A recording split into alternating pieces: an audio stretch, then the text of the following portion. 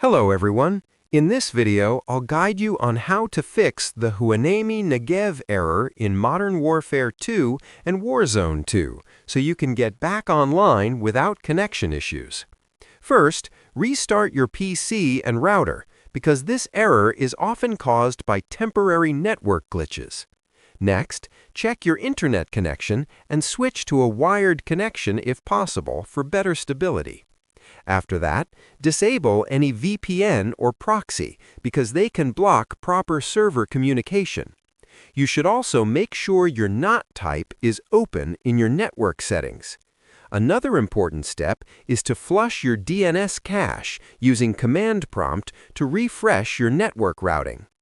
Also, verify the game files through Steam or Battle.net to fix any corrupted data. Make sure your firewall or antivirus is not blocking the game.